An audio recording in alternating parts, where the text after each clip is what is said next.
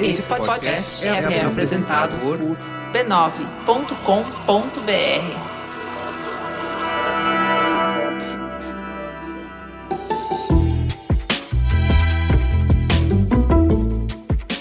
Mamileiros e mamiletes, bem-vindo ao nosso espaço de encontro para explorar visões, opiniões e vivências diferentes das nossas, mas tudo com respeito, empatia e muita tolerância. Eu sou a Cris Bartz. E eu sou a Juva Lauer. Esse é o Mamilos, o podcast que está mais preocupado em construir pontos do que em provar pontos. E o Bradesco não poderia deixar de passar o Dia das Mulheres sem prestar uma justa homenagem, e para isso convidou nada mais e nada menos que a diva, a deusa, a plena Elza Soares para falar sobre a união. Vamos ouvi-la. Você já ouviu uma mulher hoje? Março é mês de homenagem a nós, que somos o que somos hoje, graças a muitas outras que começaram uma forte luta lá atrás. A gente começou a ocupar e transformar espaços. A gente fez, a gente faz, porque existem timbres que só nossa voz ecoa, lágrimas que só nossos olhos derramam. E ainda há tanto para fazer. Queremos salários iguais, posições de liderança.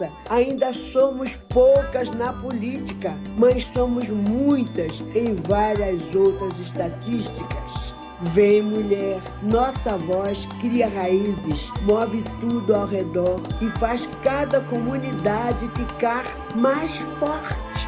Solte sua voz, você é capaz. Seu timbre tem a força de todas nós, aliadas pelo respeito. O vídeo dessa campanha, a locução, o texto e a trilha sonora, tudo foi produzido por mulheres e será veiculado nas redes sociais do Bradesco. É a segunda vez que o banco tem a honra de ter a cantora em uma campanha, a primeira vez em 2017, para falar justamente sobre consciência negra.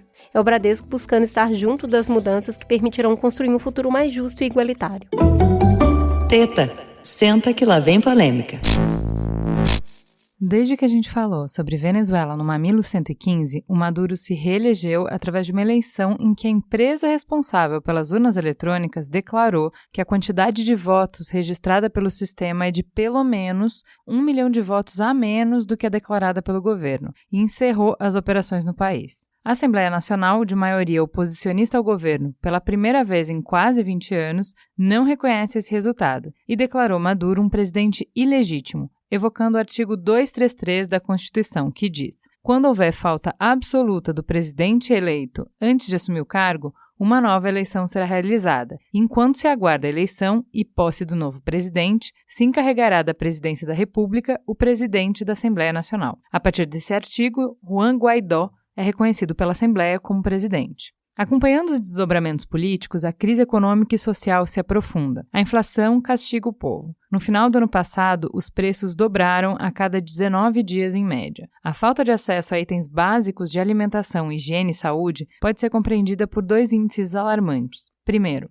64,3% dos venezuelanos afirmou ter perdido peso em 2017, 11 quilos em média, com os mais pobres perdendo mais. Segundo, a malária está fora de controle. A Venezuela foi o primeiro país certificado a ter eliminado a doença em 1961, mas agora tem casos em pelo menos 10 dos 24 estados. O Observatório de Saúde da Venezuela registrou escassez generalizada de drogas antimaláricas. Nesse caldeirão, a população tenta reagir com alguns protestos, mas é um estado classificado como de insurreição de baixa intensidade, porque os insurretos não têm armas. Hoje a gente vai falar sobre o aprofundamento dessa crise, para entender como que esses acontecimentos impactam na vida das pessoas, quais são as forças que sustentam esse governo, qual é o papel da comunidade internacional na crise, as sanções e operações de ajuda humanitária e quais são as perspectivas para o futuro. Para começar, vamos falar com quem já é da casa. Trouxemos de novo aquele que veio falar sobre Venezuela pra gente há 2 anos, João Charlot, do Nexo. Fale, João.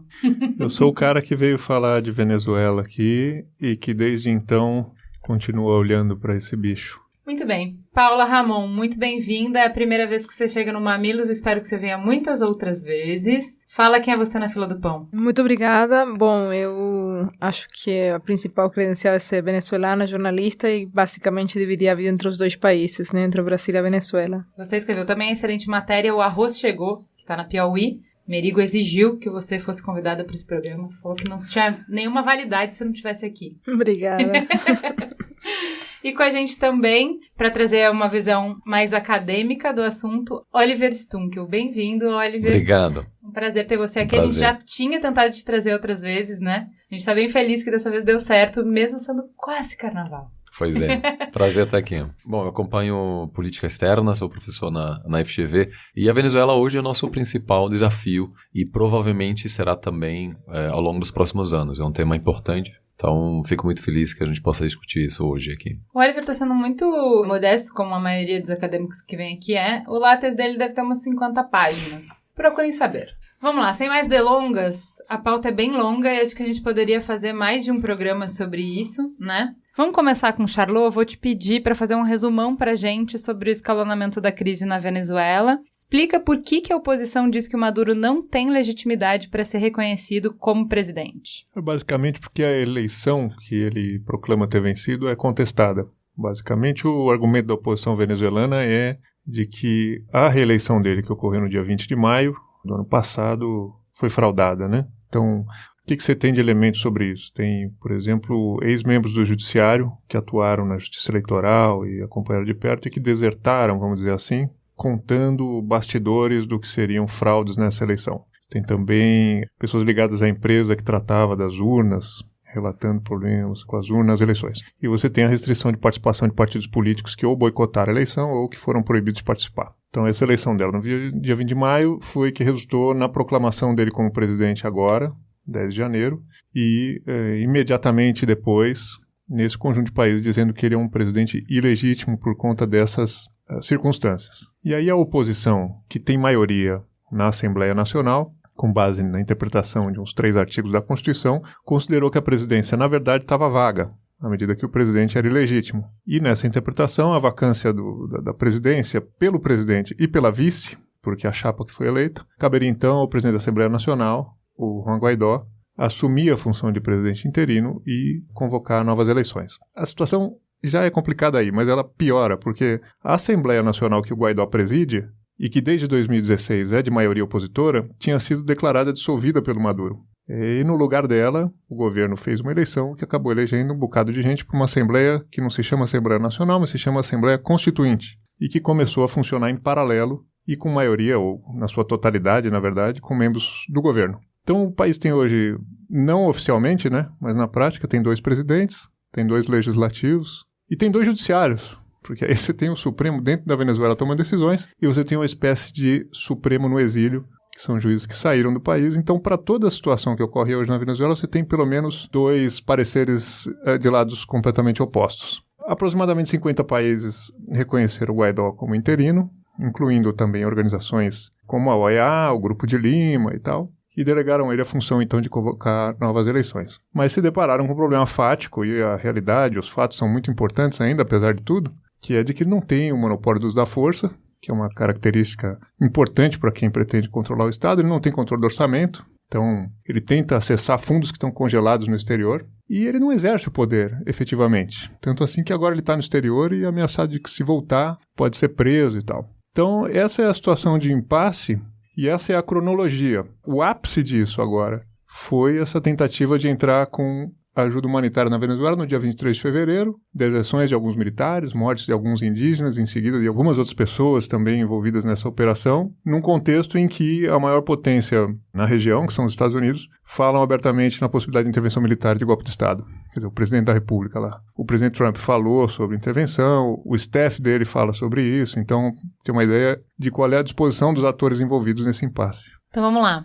O que mudou na sua percepção sobre o conflito nesses 2 anos desde que você veio aqui? Ele é um conflito que se radicalizou. Ele não para de se radicalizar. A gente não tinha ninguém declarando abertamente a possibilidade de uma intervenção militar na Venezuela. A gente não tinha, por exemplo, detenção de jornalistas estrangeiros ao vivo. Então, tudo o que a gente conversou aqui tempo atrás continua mais exacerbado e mais explícito. Os pudores também foram saindo. Perdendo pudor, quer dizer, então o Maduro perde pudor de, por exemplo, deter uma equipe de jornalistas ao vivo, enfim, gravando uma entrevista, né, no meio de uma entrevista, e a oposição perde pudor de se declarar no poder, porque também, sob um certo sentido, é criar um impasse frontal, né, você não tem como criar uma tangente para uma situação como essa, né? É uma opção por bater de frente mesmo. E eu acho que essa é a principal característica no transcurso desse tempo. As pessoas assumiram posições realmente frontalmente opostas, onde o recurso à força aparece como realmente uma alternativa que o tempo todo, como eles mesmos dizem, está sobre a mesa, né?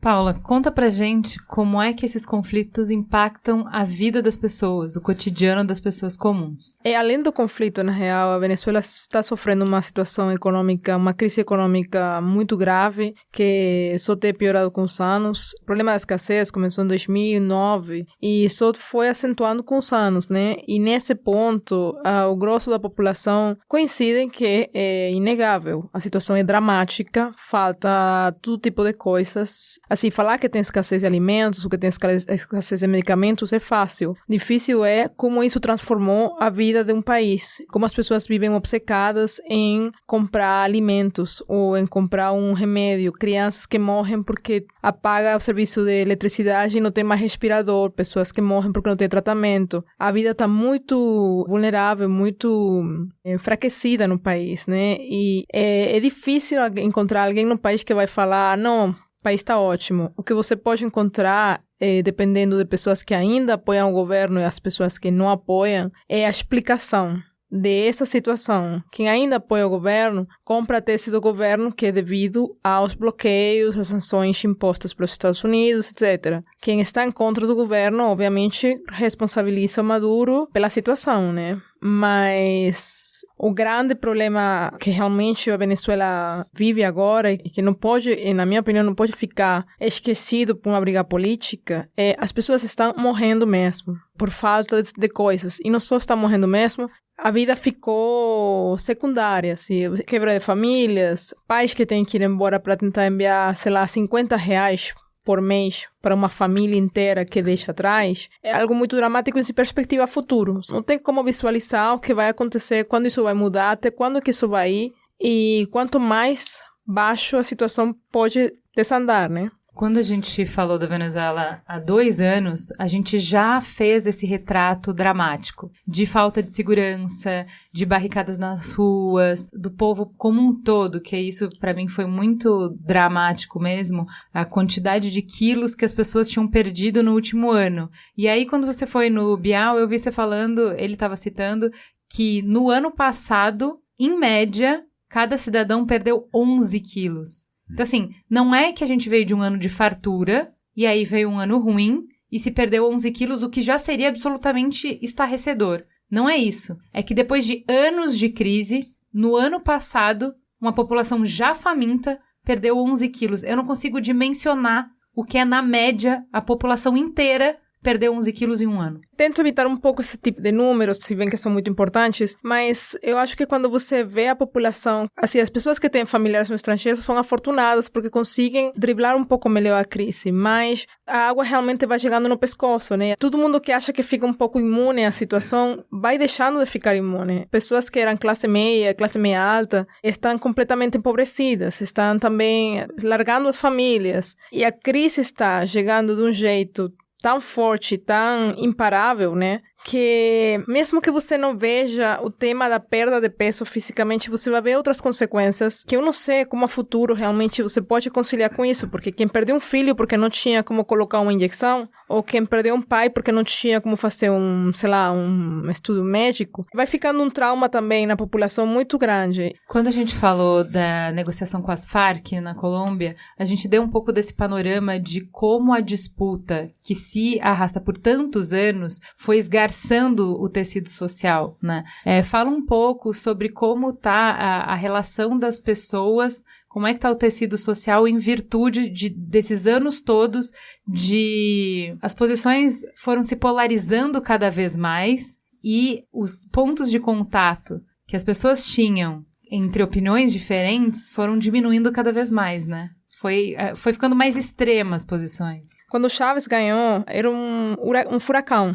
Era uma coisa que não deixou ninguém sem opinião. naquela época, começo do século, foi a nossa época de brigas políticas, assim, de divórcios, de brigas familiares, etc. Tem um pico que foi 2002, que foi o golpe de Estado, né? Que realmente era muito marcado pelas diferenças políticas. Eu acho que agora está todo mundo radicalizado, mas o que eu vejo, por exemplo, no meu grupo mais imediato, o que gera mais briga, e eu acho bastante difícil de digerir, são coisas como comida, por exemplo. Eu já vi famílias brigando por comida. Eu já vi famílias brigando por 1 quilo de arroz. Essas brigas eu acho muito mais dramáticas do que diferenças políticas. E é parte um pouco da obsessão. Você não consegue falar na Venezuela de uma coisa que não seja comida. O que não seja remédios. É impossível, não fala de outra coisa. Você não pode falar de banalidades. Já a discussão política não existe mais. A discussão política basicamente é odeio Maduro, vai embora, ou eu gosto de Maduro, vocês vão embora. Não tem mais debate do que isso. Não tem um espaço para discutir algum ponto de vista. Isso não existe mais. É simples. Ou você odeia ou você não odeia. Oliver, o que os Estados Unidos têm a ver com essa falta absoluta de comida e de medicamento? Como é que os Estados Unidos entram nessa equação? Bom, eu acho que a dificuldade da sociedade venezuelana é de longa data, né? Ontem, o Caracazo fez 30 anos, né? Teve um grande protesto à época por causa de medidas de austeridade. Estima-se que mais de 1.000 pessoas morreram à época, isso foi em 1989 já. O sistema político venezuelano entrou em colapso nos anos 90 e a ascensão de Chávez é, acima de tudo, o produto desse colapso, dessa descrença nas elites e uma radicalização, como a Paula muito bem apontou, a partir do golpe de Estado contra Chávez, que acabou fracassando. Eu diria que, e tendo visitado o país ao longo dessa época, a partir de 2011, 2012, com um preço de petróleo altíssimo, e mesmo assim a Venezuela acumulando um déficit, ou seja, não conseguindo adotar uma estratégia financeiramente sustentável, surgiu um consenso na região de que em algum momento a Venezuela ia implodir. Ou seja, mesmo quando o maior commodity, que é 80%, 90% da exportação deles, estava em alta, exato, e eles não tinham sanção nenhuma, as contas não batiam. Exato. E não batiam por quê? Onde é que eles estavam gastando mais do que ganhando? Bom, era o grande dilema. O governo Chávez tornou-se bastante popular porque nesse momento de bonança, né, de muito acesso a fundos, investiu muito em projetos sociais e, de fato, houve avanços reconhecidos pelas Nações Unidas, etc. Muito dinheiro também gasto em subsídios de petróleo para outros países. A Venezuela teve um projeto de liderança regional. Muitas vezes a gente diz, não, havia um alinhamento entre Lula e Chávez, mas no fundo a Venezuela de Chávez era um dos principais rivais do Brasil no contexto regional, né? Então, nessa época já havia certeza de que em algum momento o país ia fracassar, o modelo econômico ia fracassar, e a relação econômica entre a Venezuela e os Estados Unidos, apesar da retórica, era bastante funcional, ou seja, até recentemente, os Estados Unidos é o principal comprador de petróleo da Venezuela. Então, muita gente diz, os Estados Unidos está fazendo isso para ter acesso ao petróleo. Havia, e sempre, numa conversa, uma vez o Lula disse para o Chávez, olha, vocês têm um acordo de livre comércio com os Estados Unidos, vocês vendem diretamente o petróleo. Então, nesse sentido, essa relação funcionava. Então, no fundo, obviamente, agravou-se agora em função das sanções, mas os problemas estruturais que o país tem vêm de longa data. O que sim incomodou os Estados Unidos há bastante tempo, obviamente, é que a Venezuela apoiava muitos outros regimes que acabam se colocando contra os interesses dos Estados Unidos, né? Nicarágua, acabou financiando regimes em Honduras, Bolívia, etc. Então, assim, existe aí uma tensão que surge a partir de 2000, né, já quando Chávez assume o poder, mas eu diria que, vamos dizer, a crise econômica vai além dessas ações que foram impostas agora. Vou dar um dado. De 2017, porque de 2018 não está disponível. Os Estados Unidos foram destino de 41% da produção de petróleo da Venezuela. Ou seja, já que a gente está falando de bons parceiros comerciais, a gente gravou esse programa em 2017, que era um programa que já falava de uma situação econômica muito deteriorada, já falava de falta de todos os itens básicos, de papel higiênico, de itens de higiene, de alimentação. neste ano que a gente estava falando de tudo isso, os Estados Unidos estava comprando 41% da produção de petróleo da Venezuela. Ou seja, antes de qualquer sanção, a Venezuela já estava numa situação humanitária grave, certo? Sim, muitas pessoas sabiam dessa crise e quando a gente fala com empresas que têm uma presença na Venezuela, a gente sabe que muitas empresas estavam totalmente cientes desse risco. E o Brasil se deu muito bem, né? Ou seja, muitas empresas brasileiras ganharam muito dinheiro no país e isso foi, acima de tudo, a razão principal pela proximidade diplomática também.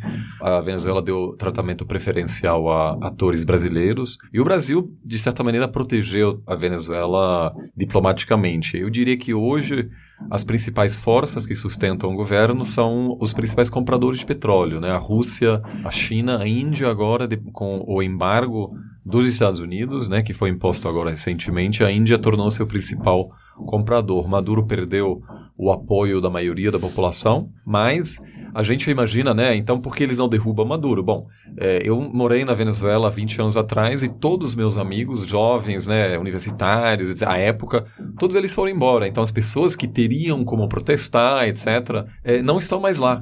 Né? E como a Paula disse, se minha decisão é entre fazer protesto, eu posso levar um tiro, não tem remédio ou medicamento no hospital para me tratar, ou ir pegar fila para comprar comida, eu realmente, assim, a capacidade de organização da sociedade é muito diminuída, as pessoas têm medo e as Forças Armadas se beneficiam do status quo. Isso também é importante ressaltar. A Venezuela tem mais de 2.000 generais, mais do que qualquer outro país do mundo, muito mais do que os Estados Unidos, e são pessoas que, em função do seu controle da economia, acabam se beneficiando ainda. Então, apesar desse cenário devastador que a Paula descreve, é possível que o Maduro se mantenha ainda no poder por um tempo. A gente está falando de sanção americana, mas hoje já são vários países, inclusive o Canadá, que é um país mais progressista, que não tem essa política externa do Trump, que é muito diferente, é outra, mas que está junto dentro da sanção. No que essa sanção agrava o problema? Bom, no fundo, a Venezuela é um país altamente dependente da comunidade internacional, precisa vender petróleo, é a única coisa que a Venezuela exporta, basicamente, né? Mais de 99% do que a Venezuela ganha é exportação de petróleo, ela precisa disso para importar alimentos, etc. Então, esses bloqueios que estão surgindo agora realmente dificultam a vida, porque também reduzem o ingresso, né, os fundos que o governo tem para distribuir entre seus grupos de apoio, né? E isso claramente também tem um impacto péssimo para a população, né? O grande dilema dessas sanções sempre por um lado, você quer punir e pressionar o governo, mas de certa maneira você está também fortalecendo o governo, porque se oferece uma justificativa, o governo pode dizer, olha só, estamos sofrendo aqui defendendo a pátria, então essa é a culpa das atores fora. Eu diria que fora dos Estados Unidos, os outros países, todas as sanções e toda a pressão, acima de tudo, simbólica. O papel do Brasil é um papel de coadjuvante, né? Ou seja, a Venezuela hoje tem 4 países que de fato têm controle, ou seja, que influenciam a situação nos Estados Unidos, Rússia, China e Cuba. E é importante lembrar que desses países nenhum é sul-americano. Então, Canadá, etc. Isso tudo tem um valor simbólico importante, mas no fundo o que decide o futuro da Venezuela é a atuação daqueles que compram petróleo, né, o que mantém esse regime vivo. A gente vai chegar aí, eu queria conversar um pouquinho sobre sanção. É um mecanismo utilizado em vários momentos da história, foi, por exemplo, um dos fatores preponderantes para enfraquecer o regime do apartheid na África do Sul e, por fim, derrubá-lo. Mas também é um mecanismo muito criticado por ser motivado por interesses políticos e econômicos e tornado legítimo através desse véu de defesa de princípios. Qual é a opinião de você sobre o uso de sanções econômicas no geral e nesse caso em específico? Vamos começar pela Paula. É uma situação bem complicada porque, novamente, eu fico também um pouco obsessionada com o tema da população, né? É meio estar entre a cruz e a espada, que acho que vocês falam, né? É uma situação muito complicada porque, de fato, a situação fica ainda piorada, mas como o Oliver explicou, entra no discurso político. Não dá para explicar a situação econômica da Venezuela atual por causa das sanções, mas de que a situação fica mais agravada, fica. Qual é a solução? Eu não sou eu quem vai falar, mas o delicado nesse caso, eu acho, é sim ter uma população que fica cada vez mais depauperada, né? Muito mais afetada. Também, como o Oliver estava bem explicando, a Venezuela depende extremamente de fora. A Venezuela, o governo praticamente aniquilou o aparato produtivo nacional. A Venezuela não está produzindo nada. E tudo que ingressa ao país depende de fora, né? O governo, por outro lado, já tem feito algumas medidas que estão dificultando ainda mais o envio de remessas e o envio de produtos desde fora, porque os venezuelanos enviam alimentos desde fora e enviam dinheiro desde fora, e o governo tem tentado apertar um pouco por esse lado também, o qual também impacta diretamente a população. Então, eu acho que é um tema difícil, super difícil de abordar, né? É que se for isso ou guerra, porque tudo são subterfúgios para você não usar arma. Então, ao invés de sair explodindo o país, a gente tenta fazer um cerco. Basicamente é isso, né? Vamos pro medieval, vamos fazer um cerco, que não é físico. A mesma coisa que o cerco físico fazia, que era evitar de deixar entrar alimento, ajuda e tal, você vai fazer através do cerco econômico. Então, sendo que a gente não está comparando com o ideal, que o ideal é que nada disso acontecesse, se a comparação é com que outra forma você teria da comunidade internacional interferir para ajudar as pessoas que estariam sofrendo violações de direitos humanos? É uma pergunta que eu não vou responder, já com isso estou matando a resposta, mas uma coisa que eu vejo muito, assim, eu moro fora da Venezuela há 9 anos, mas eu vivi todo o chavismo na Venezuela. E eu lembro, em 2001, quando teve um paro petroleiro, eu morava na cidade do petróleo justamente, e era um momento em que você achava impensável o governo do Chávez superar. O país estava completamente paralisado, você tinha barcos com petróleo paralisados nas costas, não tinha produção petroleira, não tinha ingressos. Eu lembro a gente ter que cozinhar com madeira, porque não tinha gás, porque paralisaram absolutamente tudo. Tudo, e era um Natal ainda. Você não tinha, para você comprar um refrigerante, você tinha que ir para a Colômbia para comprar o refrigerante e a comida do Natal. Foram 2 meses essa situação e todo mundo falava, é impossível, o governo não vai superar isso. O governo superou. Não só o governo superou isso, como depois superou um golpe de Estado. Depois disso tem acontecido muitas coisas nas que você sempre fala, o governo não vai superar isso.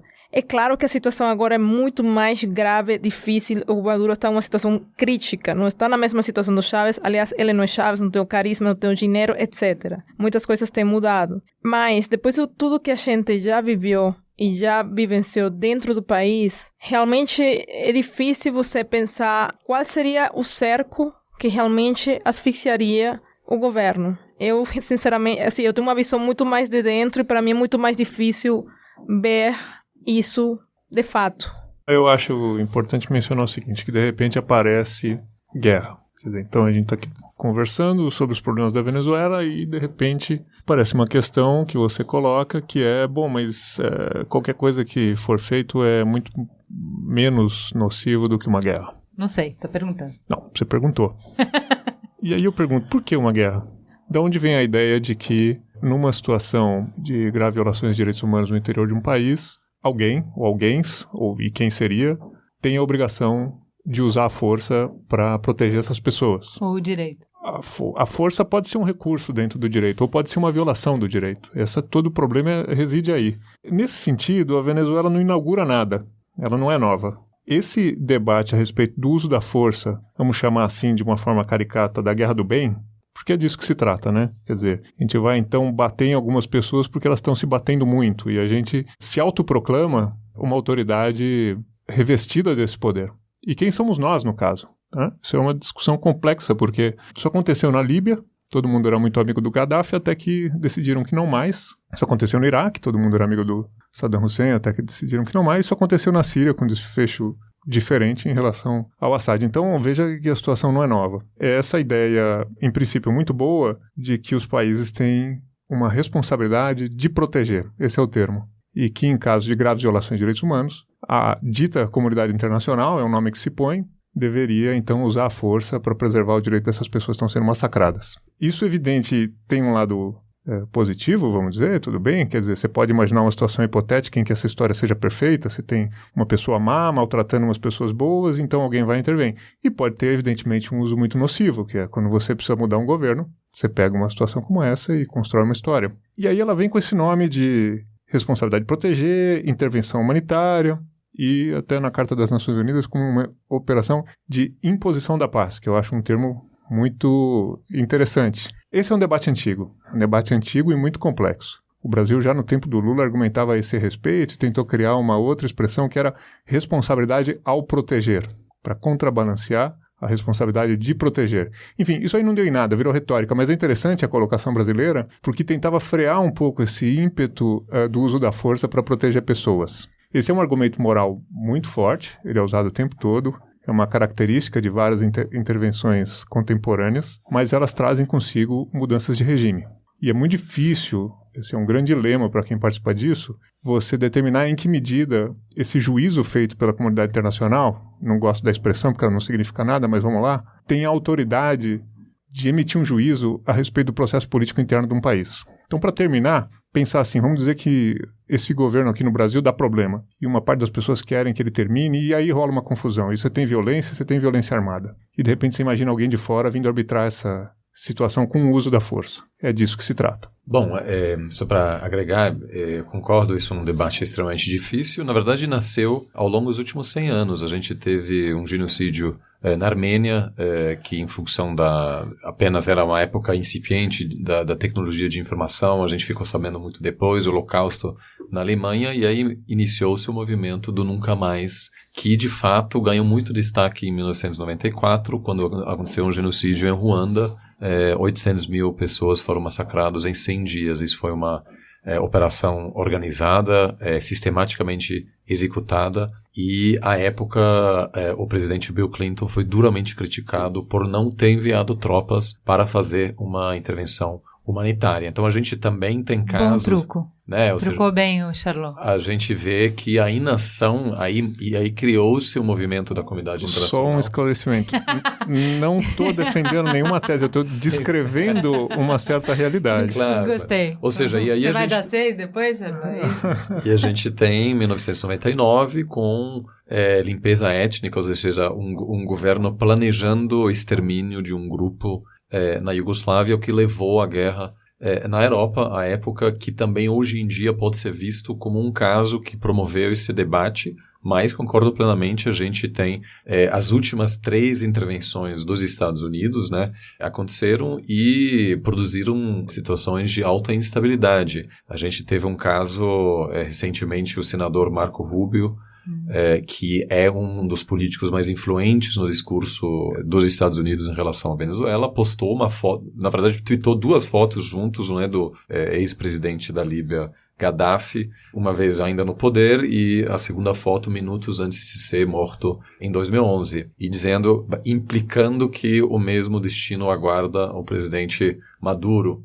Então, isso obviamente faz parte de uma negociação que os Estados Unidos agora está fazendo. Depois da pressão diplomática vem as sanções econômicas, e aí, em último caso, opta-se pela ação militar. Me parece ainda menos provável. As Nações Unidas não apoiariam, ou seja, o Conselho de Segurança não criaria uma resolução, não haveria uma resolução aprovada, porque a Rússia provavelmente bloquearia esse tipo de coisa, a Rússia sendo um país que tem a capacidade de vetar esse tipo de resolução. A gente tem vários casos falando de sanções, onde de fato teve um impacto positivo, né? As sanções impostas contra o Irã pelo governo Obama, por exemplo, facilitaram e convenceram o regime iraniano a chegar à mesa e assinar um acordo. Mas, ao mesmo tempo, a gente tem sanções também contra Cuba, por exemplo, há décadas, e todo mundo em Washington diz, olha, isso não faz o menor sentido, na verdade isso fortalece o governo, porque qualquer problema econômico pode ser justificado dessa maneira, o embargo se mantém em função do grande número de cubanos e filhos de cubanos que se concentram no estado da Flórida. Então é preciso manter o embargo contra Cuba para ganhar o estado da Flórida nas eleições. Então, me parece que há casos bem-sucedidos, tanto de intervenção militar, e muito mal-sucedidos, né? Ou seja, a situação no Iraque e no Afeganistão está péssima, muitos dizem que isso piorou muito a situação. Então, quando a gente olha para a Venezuela, me parece que se a gente chegar nesse ponto, o que eu ainda acho que pode ser evitado, tanto que o Brasil se mobiliza para evitar essa situação, a gente olharia um processo de presença de tropas americanas de longo prazo. As pessoas se enganam, às vezes, achando que o grande problema da Venezuela é só o Maduro. Tira o Maduro, aí a gente tem eleições livres e tudo vai ficar bem. mas os casos históricos nos mostram que pode haver uma eleição, depois as Forças Armadas darão um golpe. Quem garante que as Forças Armadas, que por ano tiveram tantos privilégios, ganharam muito dinheiro? No fundo, a Venezuela hoje não é de esquerda, é uma ditadura militar. E a oposição tem de tudo. Tem oposição da extrema esquerda, moderados, da direita. Eles vão começar a brigar a partir do momento em que o Maduro cai. Você tem milhares de jovens milicianos que estão armados e cuja única fonte de ingresso é o pagamento do governo Maduro. No momento que eles perderem essa fonte de renda, muito provavelmente eles vão fazer parte do crime organizado, a não ser que eles possam se integrar no mercado de trabalho, que seria muito difícil inicialmente. Então, assim, é uma situação, concordo, muito complexa e eu ainda espero que seja possível evitar esse último recurso, porque o risco de dar errado, como o Chalor bem disse, eu acho que é elevadíssimo. Eu não acho o cenário de guerra provável. Só um parênteses, eu entrei nisso porque eu achei muito sintomático que isso aparecesse na tua argumentação, como se o embargo fosse justificável, e eu nem vou discutir o embargo, porque, enfim, é um outro tópico, mas assim, diante da possibilidade de guerra. Quer dizer, ela aparece como um eixo a partir do qual a gente pode construir uma argumentação. Mas eu não acho que seja também uma coisa que esteja no horizonte, fora da retórica. Então vamos falar um pouco sobre o posicionamento do Brasil nisso, porque eu acho... Essa semana teve a reunião do Grupo de Lima, certo? E eu que sou muito ignorante, não acompanho nada de política internacional, dessas relações internacionais e desses ritos, né? Que eu acho fascinantes de relação diplomática. Então, quais são os passos que um país tem para, né? Que é uma coisa engraçada, que é quase como o duelo de antigamente. Então, se você falar essa palavra, então eu falo essa palavra, e depois dessa palavra dita, tem o olhar, e depois do olhar é a luva derrubada, é eu não te convidar pro meu aniversário. Aí, não é assim, Oliver, é uma série de ritos, e a gente vai naquela dança do desacasalamento, até vir a primeira batida na cara só com a luva, depois é com a mão, e depois vão para as pistolas, enfim, tem todo esse rito. Como eu não acompanho isso, me surpreendeu, na minha opinião, né? Eu achei muito equilibrado e maduro a posição do Brasil, que é uma posição consistente ao longo do tempo, né? O Brasil, independente de qual governo, ele tem uma posição de respeitar a soberania dos povos. Eu queria que você falasse um pouco sobre a posição do Brasil, como é que isso é visto, como é que o Brasil, em termos de diplomacia, é reconhecido no exterior e qual foi a resolução desse Grupo de Lima, Oliver? O Brasil tem uma longa tradição de defender o direito internacional e isso é uma das poucas constantes, vamos dizer, na política brasileira, né? A política externa pouco mudou ao longo dos últimos décadas, na verdade, ao longo do último século. Teve aí uma política de continuação. E um dos objetivos sempre da política externa brasileira também foi reduzir a influência e interferência de potências fora da América do Sul. O Brasil, sobretudo nos anos 90, começou a articular um projeto de liderança regional. A partir desse momento, na época do Fernando Henrique, o Brasil começou a lidar com crises na região. Foi na época que a gente mediou numa guerra entre Peru e Equador. A gente convenceu o general que ia dar golpe contra o presidente no Paraguai, em 96, a não fazer isso. A gente criou, em 2002, um grupo dos amigos da Venezuela para ajudar o país a superar esse trauma do golpe de Estado, né, que acabou levando a uma radicalização do governo e, por incrível que pareça, a gente esqueça disso, o governo dos Estados Unidos gostou muito dessa situação, porque no fundo tinha muitos outros desafios e o Brasil acabou projetando estabilidade, começou a dizer para o resto do mundo, deixa com a gente vai cuidar da região. Isso mudou bastante a partir de 2013. Foi nesse momento que a aprovação da Dilma caiu de 80%, né, para, enfim, menos de 20%, e ficou ali. Nem a Dilma nem o Temer conseguiram estabilizar a política interna para poder voltar a ter uma projeção forte. Então, a partir desse momento, criou-se um vácuo de poder na região. É evidente, todos os países perceberam que o grande desafio que era a crise na Venezuela, o Brasil não tinha mais influência para lidar com essa situação. A gente acha que isso é uma questão ideológica, mas no fundo nem é. Já havia um desencanto do Brasil com a Venezuela na época da Dilma. Foi nessa época que, pela primeira vez em 17 anos, o Brasil recebeu a oposição em Brasília para iniciar esse diálogo. E, a partir desse momento, havia algumas tentativas ainda de influenciar, de moderar a situação na Venezuela, mas percebe-se um consenso, inclusive dentro do Brasil, que a região tem pouca capacidade de fato influenciar o que está acontecendo na Venezuela. Mesmo assim, o Grupo de Lima montou-se desde 2017 a reuniões frequentes para tentar lidar e também liderar o processo de aumentar a pressão contra o governo Maduro. Isso, na verdade, já iniciou-se com a exclusão da Venezuela, a suspensão do Mercosul, uma tentativa também de suspender a Venezuela da OEA, que é um processo difícil porque vários países ainda apoiam o regime em função parcialmente da ajuda econômica que a Venezuela tem dado a esses países ao longo da última década. Então o Brasil, concordo, tem uma postura hoje bastante prudente, sabe que a chegada ou um cenário de guerra na Venezuela criaria um precedente, né? Ou seja, isso fortalece a presença externa, causa um cenário imprevisível, pode levar a todo tipo de situação, uma situação de guerra civil, uma situação de presença permanente dos Estados Unidos. Em função disso, me parece que o que acontece agora é que há tentativas de, por meio das Forças Armadas da região, de convencer as Forças Armadas venezuelanas de deixar de apoiar o governo Maduro, mas é tudo dentro das regras, vamos dizer. O que acontece agora já é bastante revolucionário para a política externa brasileira, ou seja, receber um presidente, né, que se autoproclamou, mas que não controla as Forças Armadas, é algo que... Com honra de chefe de Estado, né? Ele foi recebido. Ele teve algumas limitações, assim, ele, na verdade, como você mesmo diz, tem alguns detalhes na diplomacia, por exemplo, a cor do tapete para chefe de Estado de brindes, verde e amarelo. Né, então, assim, a cor, na verdade, não foi a mesma e é muito importante por qual é a porta pela qual o visitante entra. E ele entrou pela porta do lado, ou seja, ele não recebeu todo o reconhecimento de chefe de Estado e ele foi chamado de chefe de Estado encarregado, ou seja, um pouquinho menos. E o Brasil, com isso, ainda busca, nessa situação conturbada, mostrar um pouco de moderação.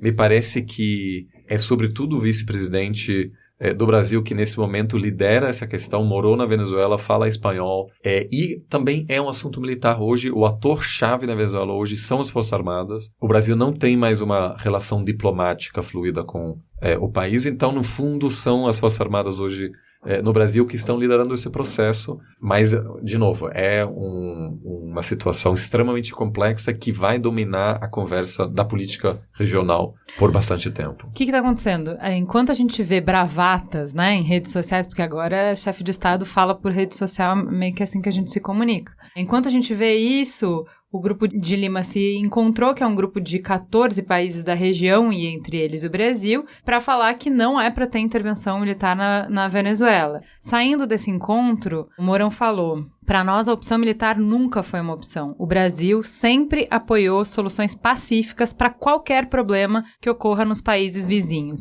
Ele afirmou ser possível fazer a Venezuela voltar a ser uma democracia sem qualquer medida extrema que nos confunda, enquanto nações democráticas, com aqueles que serão julgados pela história como agressores, invasores e violadores das soberanias nacionais. Ele anda conversando muito com o Charlot, mas você vê que é bem alinhado com o que o Charlot falou. Bom, quem sou eu para definir quem é que tá certo, quem é que tá errado? Como é que eu vou botar minha colher de pau nesse angu, que é um angu de caroço? Se nem eles não sabem resolver, por que eu acho que eu saberia resolver melhor do que eles? Bom, eu acho que também tem uma consideração prática, né? Se tiver quem vai liderar isso, são os Estados Unidos. Os Estados Unidos perfeitamente podem fazer uma intervenção, aí botam alguém que tem uma eleição mínima mais ou menos livre, e os Estados Unidos vão embora. A gente vai ficar aqui, né? Ou seja... E ele falou assim, sobre isso, sob nenhuma hipótese, o Brasil deixaria os Estados Unidos usarem território brasileiro para uma operação militar na Venezuela. Então, enquanto tem gente que está batendo continência para qualquer americano, o Mourão falou que não é exatamente assim que a banda vai tocar. Houve, quando a gente compara isso com a retórica inicial do chanceler, a gente vê aí uma moderação bastante clara. Tanto que foi essa retórica que o Ernesto Araújo, em nenhum momento, ao meu ver, disse explicitamente, prometeu explicitamente aos americanos que iam apoiar, mas ele disse que a gente apoia vocês em tudo. Ou seja, havia uma retórica bastante radical e a gente claramente vê agora que há outros que são muito mais prudentes. Nessa situação, o Brasil se alinhou com os outros países da região. Mas o crucial em tudo isso, me parece, ou seja, o que explica isso, que o Brasil não pode apoiar um processo que não controla, né? Porque, no fundo, teve um caso interessante em 2011, quando o Brasil esteve no auge, né, da sua ascensão, etc., grande potência, membro não permanente do Conselho de Segurança. E quando a famosa Resolução 1937 foi discutida, que seria a aprovação da intervenção militar na Líbia, o Brasil, em um passo histórico, se absteve, assim possibilitando a intervenção militar dentro do direito internacional. Só que o que aconteceu? Isso foi apenas para proteger a população de Benghazi, uma cidade que estava numa crise, e o Gaddafi, à época, disse que ele vai exterminar como baratas todos os moradores da cidade de Benghazi que estavam se rebelando contra ele. A resolução foi feita para proteger essas pessoas. Durante a intervenção militar, o presidente Obama, Sarkozy e Cameron do Reino Unido disseram que eles também querem tirar o Gaddafi. E o Brasil disse, peraí, a gente... Não foi para isso que a gente se absteve. Não foi isso exatamente que a gente queria. Então o Brasil... Porém, tem um detalhe interessante. A resolução é 1973, né? Isso. Assinei um cheque em branco aí. Usar todos os meios necessários para blá, blá, blá, blá, blá. Claro, para proteger a população. Mas todos aí os meios necessários. Cheque em branco. E aí, depois de algumas semanas, à época, o Brasil pediu discutir a estratégia militar, dizendo, olha, estamos aqui no Conselho de Segurança, a gente quer saber o que está acontecendo. E aí os militares americanos dizem, deixa com a gente, porque isso é coisa de gente grande. E aí, eu acho que com essa experiência em mente também, o Brasil assume um risco ao apoiar algo que não vai controlar, que pode mudar de estratégia. As Forças Armadas americanas não vão informar e buscar aprovação brasileira a cada minuto, com cada movimento. Ou seja, nesse sentido, é totalmente pragmático dizer a gente não vai apoiar algo que, no fundo, nos deixa numa situação muito vulnerável, porque o Brasil hoje, e a gente trata isso como se fosse um tema de política internacional, mas é um tema de política nacional, né? A gente tem uma gravíssima crise energética em Roraima. Roraima depende da rede energética da Venezuela. A gente tem um problema de doenças que hoje em dia tem malária, tem várias doenças que afetam a população na fronteira, tem problemas fitossanitários, né? Porque não tem mais animais que não estão sendo mais vacinados, que chegam ao território brasileiro, tem um crime organizado. A Venezuela hoje é um narco-estado, que é o principal hub, né, de tráfico de drogas. Tudo isso afeta a questão de meio ambiente, segurança de fronteiras. Ou seja, o Brasil, nesse sentido, é muito exposto e, em função disso, não vai afetar algo que o deixa se obriga a se defender, a reagir apenas sem poder influenciar esse processo. Muito bem, eu vou dar um passo atrás e pedir para a gente falar um pouquinho da ação humanitária, né? Nessa semana a gente teve uma operação frustrada de ajuda humanitária que foi orquestrada pelos Estados Unidos, então já que a gente está falando de estratégia dos Estados Unidos que a gente não controla, e que recebeu crítica não só do Maduro, mas também de organismos internacionais extremamente respeitados como Cruz Vermelha e os Médicos Sem Fronteiras. O que aconteceu lá, Charlot? Conta pra gente. É um pouco um desdobramento do que eu estava dizendo em relação a essa ideia de que os países têm uma responsabilidade de proteger as vítimas. E logo, se existe falta de comida e remédio, essa dita comunidade internacional tem a obrigação de levar isso, ainda que seja a revelia do governante. Essa é a grande questão. As agências humanitárias tradicionais não trabalham com a ideia de imposição de ajuda humanitária, nem sequer, no caso da Cruz Vermelha, de proteção armada da ajuda humanitária que ela entrega. Ou seja, ou ela realmente é bem negociada e com isso se consegue criar um canal para entrega de ajuda humanitária consistente, regular, em quantidade suficiente, adaptada às condições de processamento de alimento que existem naquele lugar, aos hábitos e culturas daquele lugar, e aí se estabelece o que realmente se chama uma operação humanitária, que é muito complexa, demanda logística, demanda segurança, demanda pessoal, depende de um bocado de elemento, não é como se dizia lá, brincando, não é jogar um papel de fralda lá, um pacote de fralda por cima do muro, é realmente uma operação complexa, ou você entra com operações que têm um acento muito mais político e militar do que humanitário propriamente dito. Ou seja, o benefício humanitário, ele é muito, embora exista e seja importante, a carência tenha sido detectada, etc. e tal, o benefício humanitário, ele é muito menor quando comparado com a vantagem política e militar obtida com aquela operação. É um cavalo de Troia. É o que o Maduro diz. Então ele diz, no fundo, essa ajuda que está sendo trazida é só uma forma de desprestigiar o meu governo, acentuar essa mensagem de que o país está degringolado e servir como uma cabeça de ponte para a intervenção militar que já foi oralmente mencionada pelo Donald Trump, etc, etc, etc. Ele falou ainda, não vamos ser mendigos de ninguém. Não, vamos passar fome que é melhor. Agora, a Cruz Vermelha e o Médicos Sem Fronteiras, justamente por serem organizações independentes, neutras, imparciais e tal, ou pretenderem ser, ou trabalharem para ser, enfim, que também pode-se discutir se são ou não, mas enfim, elas não apontaram o dedo para essa operação dizendo que ela é ilegal ou que ela é não sei o quê.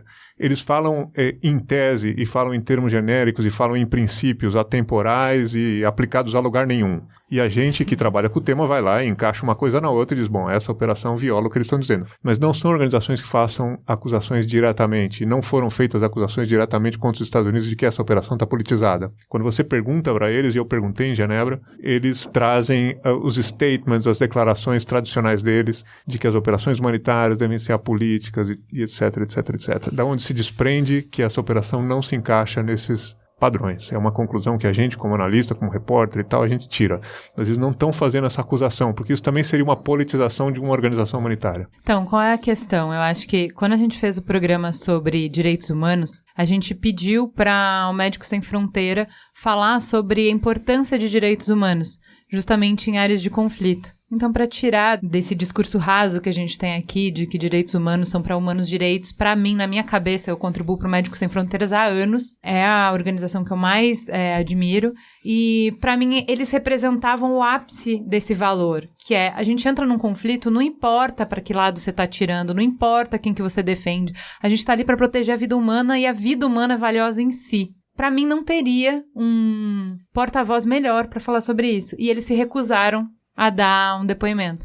E eu fiquei muito chateada, emputecida. Ficou, assim, o histórico, uma conversa grande com o assessor de imprensa deles. Não conseguia me conformar. E hoje, passado muito tempo desse conflito, eu consigo entender o que eles estavam falando, que é assim, para eu conseguir fazer o meu trabalho, que é para eu conseguir alcançar essas pessoas, não importa qual é o regime, não importa onde eles estejam. Você citou Ruanda, que eu saiba, no memorial que homenageia as vítimas, só existe uma organização que está presente lá, que é o Médicos Sem Fronteira. Porque foi a única organização que se levantou para realmente prestar ajuda. Para eles conseguirem isso, para eles chegarem onde ninguém consegue chegar, para eles terem acesso às pessoas, independente do regime, eles precisam não se envolver em política. Eles precisam não ser usados como cavalo de Troia. Então, uma das reportagens que foi publicada sobre isso dizia que a Cruz Vermelha estava reclamando do uso indevido da imagem dela, porque usaram nesta operação uma camiseta da Cruz Vermelha que não era dela. A gente não tá nessa operação, né?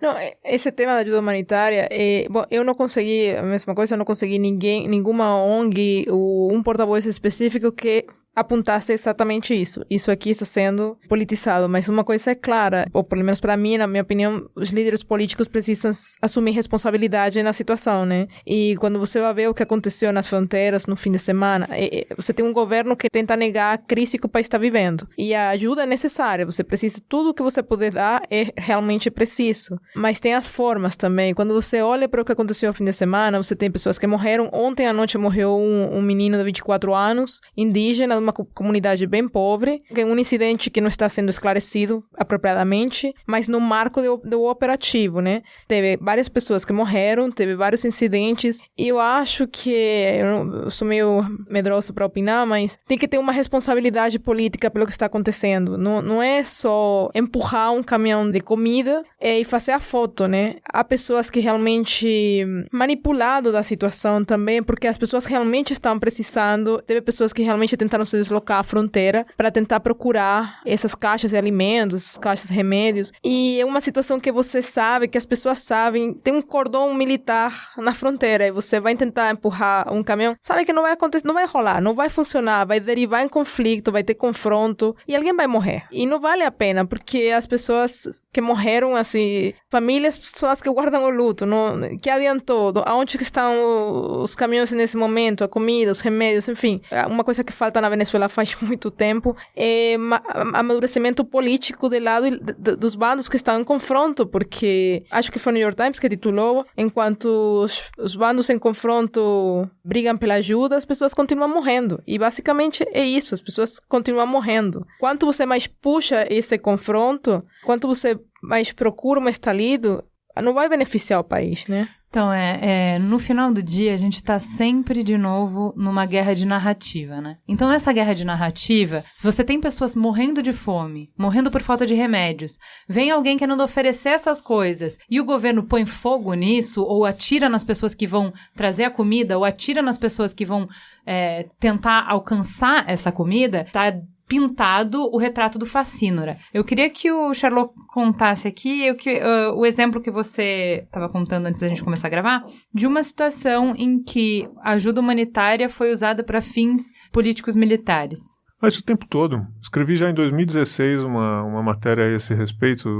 Tem pesquisadores que dedicam a vida a recolher casos de politização e militarização da ajuda humanitária. Um bem conhecido é o da campanha de vacinação fake que foi feita no Paquistão para tentar encontrar o Bin Laden. Então, a inteligência americana tinha informação de que ele estava numa região de fronteira e pessoas de inteligência começaram a trabalhar como agentes de saúde numa campanha de vacinação infantil e a ideia, no fundo, era tentar entender onde é que ele estava. Consequência disso é que países que sintam uma ameaça semelhante podem proibir a vacinação das crianças por qualquer ONG estrangeira ou organização internacional, sob temor de que essas operações sejam apenas uma desculpa para uma finalidade militar ou política. Ou seja, não é um delírio de um homem que está perdendo poder e começa a ver inimigos em todos os lugares, dele ver uma intervenção militar onde existe apenas uma singela e inocente tentativa de ajuda humanitária. É mais complexo do que isso. É por isso que essas organizações batem tão firme na tecla da neutralidade, independência, etc. e tal. Porque quando existe essa confusão é um problema. O problema é tão grave que não são só governantes que fazem isso.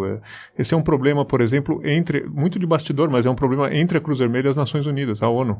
Porque a ONU executa operações humanitárias com força militar. Se você pega o Haiti, quantas operações aconteceram ali que misturavam tropas ditas forças de paz com operações humanitárias? Então, o mesmo ator, ele está envolvido no uso da força e na distribuição de ajuda, e às vezes na politização da distribuição dessa ajuda. As Nações Unidas chegaram a tentar, elas gostariam, por exemplo, de coordenar o que eles chamam de cluster, ou seja, numa determinada situação de conflito, que todas as agências humanitárias e a Cruz Vermelha, Médicos Sem Fronteiras e tal, atuassem em coordenação e sob controle das Nações Unidas. E essas agências independentes, no caso da Cruz Vermelha, desde 1863, é muito mais antiga que a ONU, falou, não, vocês estão completamente malucos, porque isso é um risco tremendo para o futuro da ajuda humanitária. Então eles resistem a todo custo no cruzamento dessas coisas. Então, volto a dizer, na Venezuela tem muito pouca coisa nova. Ela é uma repetição de vários dilemas que a gente vê acontecer quando trabalha com cobertura internacional. Sim, eu acho que o sábado, o que nas mídias sociais havia um movimento do hashtag 23F, né, para justamente mobilizar as pessoas. E o Guaidó precisa de uma forte narrativa, né, como você mesmo diz. E nas relações internacionais, muitas vezes, é o poder da narrativa, né? Ou seja, os Estados Unidos agora está, cada vez que um importante político do governo americano vem para a América Latina, ele diz, cuidado com os chineses, porque os chineses tal. Então, ele está tendo uma tentativa de criar uma narrativa. Os chineses vendem outras, cuidado com os americanos. Então, o que o Guaidó tem? A sua única fonte de autoridade nesse momento é o reconhecimento de em torno de 50 países, mas ele não tem uma fonte, né, de autoridade formal nesse sentido. Ele precisa manter a atenção internacional elevada, ele precisa mobilizar as pessoas e oferecer esperança. Isso é tudo que ele consegue oferecer no fundo. E é óbvio que havia pessoas que queriam de fato levar ajuda humanitária para dentro do país e que tinham alguma esperança de que nessa situação simbólica, o cerco que você descreveu agora, Paulo, né, que ia quebrar e os militares iam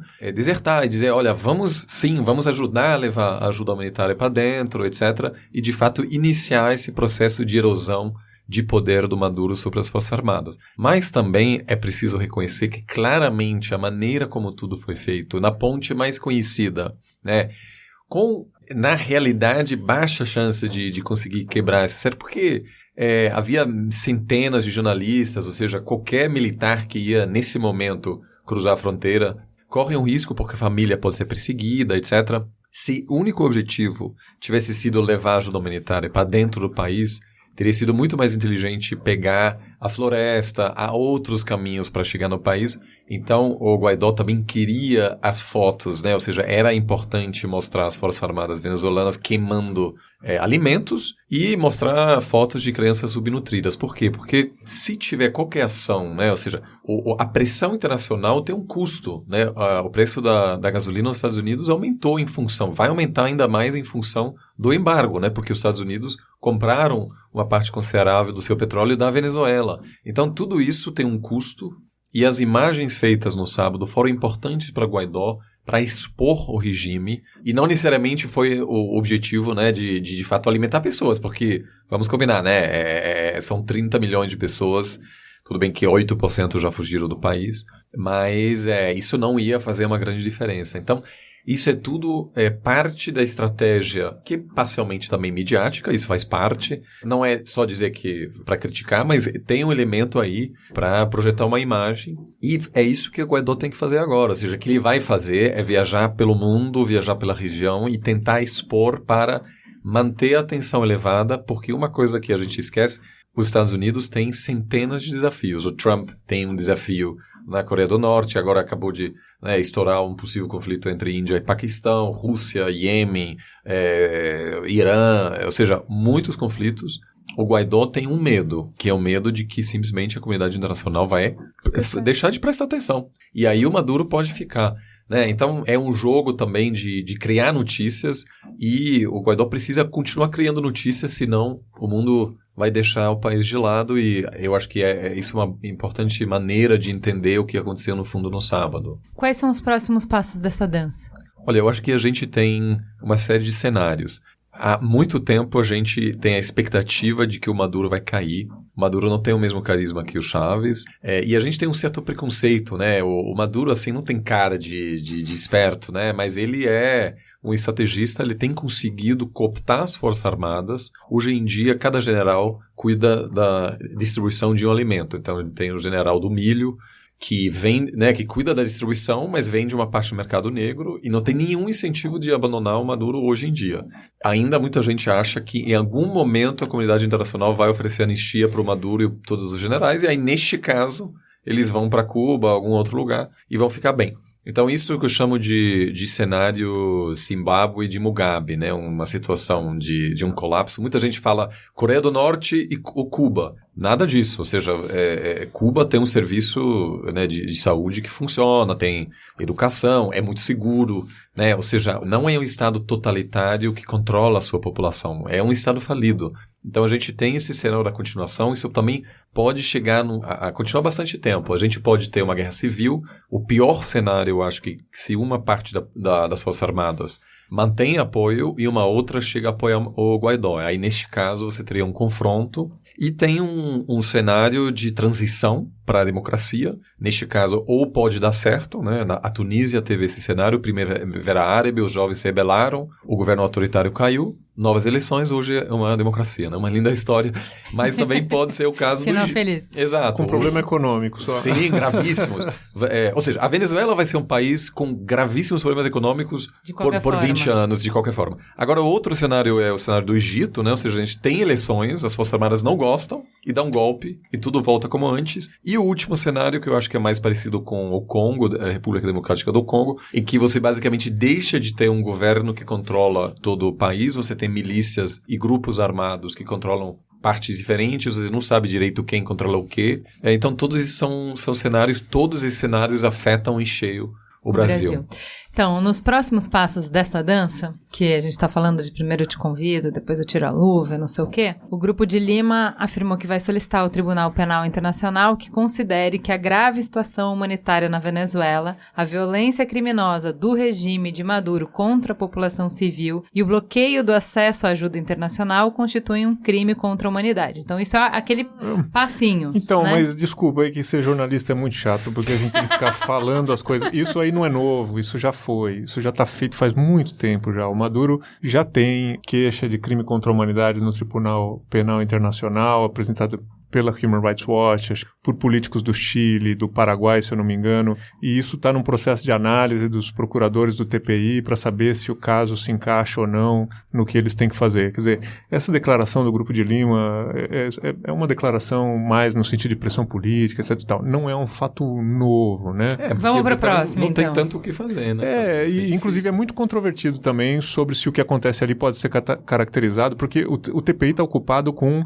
recrutamento de criança-soldado, violações massivas de estupros coletivos na África, sabe? Enfim, tem muito jurista, e eu ouvi isso de bastidor, e me dói muito ouvir esse tipo de coisa, que quando você chega no bastidor e pergunta pra pessoa, e a gente envolvida com isso, eu perguntei, olha, você acha mesmo que esses casos são equiparáveis e que o Maduro... Vai dizer, bom, eu não sei, isso vai ser coisa para eles decidirem, mas o que importa é a pressão política nesse momento. Então as coisas também funcionam assim, sabe?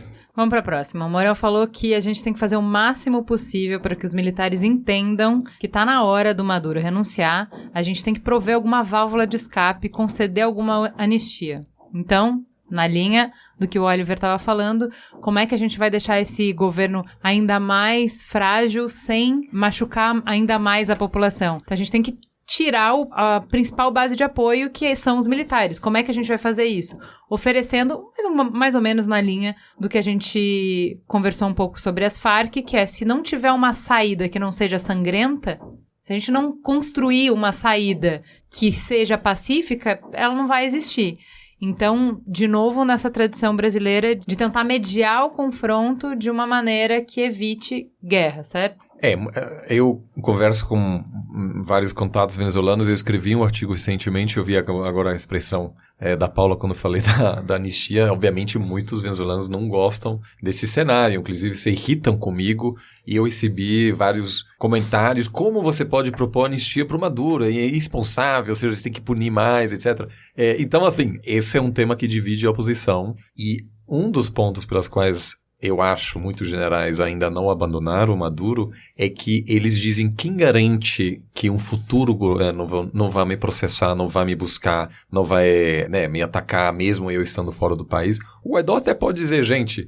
O Brasil garante, a gente é ótimo em escrever anistia para governo militar. Inclusive... Então, crimes que são inenanistiáveis, são crimes que são imprescritíveis e julgáveis. A gente pode dar uma... Independente de...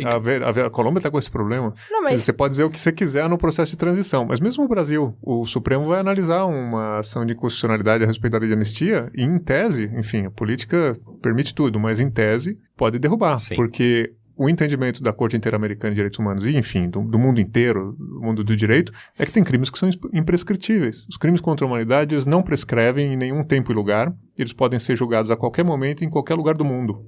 Não, mas aí, eu posso estar errada, aí o Oliver vai me corrigir, mas o Guaidó é o presidente do parlamento venezuelano. Essa anistia, esse projeto de anistia para os militares não entrou no parlamento venezuelano, que ele preside. Uhum. Eu posso estar errada, mas até a última vez que eu olhei, isso não tinha sido aprovado pelo Congresso. Exato. Isso já é um sinal que você fica um pouco na dúvida. Como é que você está convencendo os militares disso? Por um lado tem isso, por outro lado tem o que o Oliver está falando, por os últimos 10, 15 anos, os militares têm não só lucrado no país, mas têm garantido um jeito de viver. Quem que garante para eles que eles têm família? Quem que garante para eles? Tem isso. Por outro lado, tem os que estão envolvidos em crimes que podem terminar em cortes internacionais. E além disso, na história do Grupo de Lima, por exemplo, o Pence, e acho que ele já tinha falado isso, mas ele fez uma declaração que eu achei, desde fora, eu não sou militar, mas desde fora eu achei um pouco dramática, quando ele ameaçou os militares venezuelanos e falou: vocês têm a alternativa de desertar agora, ou de virar o jogo agora,